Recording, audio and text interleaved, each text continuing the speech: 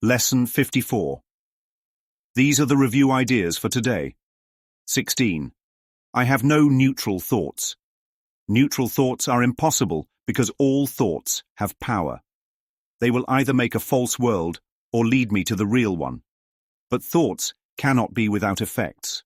As the world I see arises from my thinking errors, so will the real world rise before my eyes as I let my errors be corrected. My thoughts cannot be neither true nor false. They must be one or the other. What I see shows me which they are. 17. I see no neutral things. What I see witnesses to what I think. If I did not think, I would not exist, because life is thought. Let me look on the world I see as the representation of my own state of mind. I know that my state of mind can change, and so I also know the world I see can change as well. 18. I am not alone in experiencing the effects of my seeing. If I have no private thoughts, I cannot see a private world. Even the mad idea of separation had to be shared before it could form the basis of the world I see. Yet that sharing was a sharing of nothing. I can also call upon my real thoughts, which share everything with everyone. As my thoughts of separation call to the separation thoughts of others, so my real thoughts awaken the real thoughts in them. And the world my real thoughts show me will dawn on their sight as well as mine.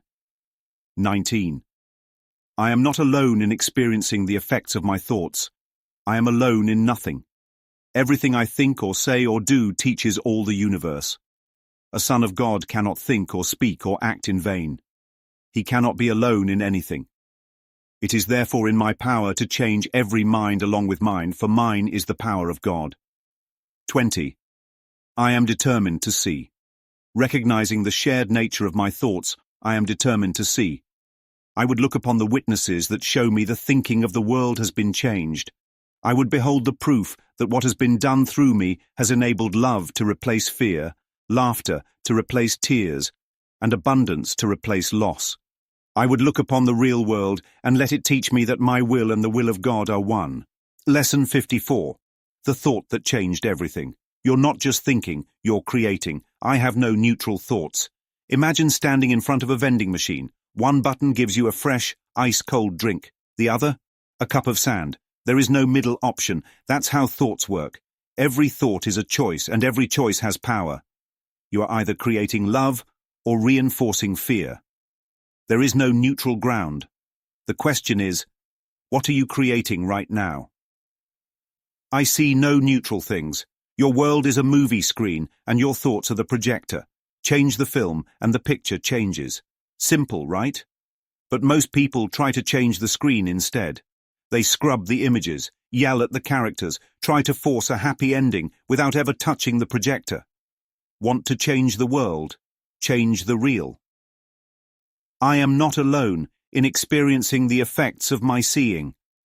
Ever notice how tuning forks vibrate in harmony? You strike one and the other picks it up. That's how thoughts work. You're not just thinking inside your head, you're broadcasting. Every thought ripples outward. The question is, what frequency are you sending?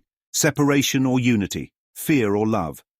I am not alone in experiencing the effects of my thoughts. You ever throw a rock into a pond? The ripples don't stop where the rock lands. They move, they spread.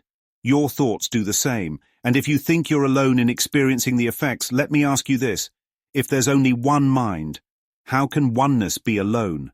How can you be separate from something that is literally you? Thoughts are cause. The world is effect. So if you don't like the ripples, stop throwing the same rocks. I am determined to see. Think of a sculptor with a block of marble. Determination isn't just chipping away randomly, it's seeing the masterpiece before the first strike. To be determined to see is to know that love must be under the rubble. It's knowing the diamond is already there, buried beneath fear, doubt, and illusion. Imagine looking at the world and seeing fear dissolve into love. Tears turning into laughter, lack transforming into abundance. That's what it means to see. And if you change your sight, what do you think happens to the world?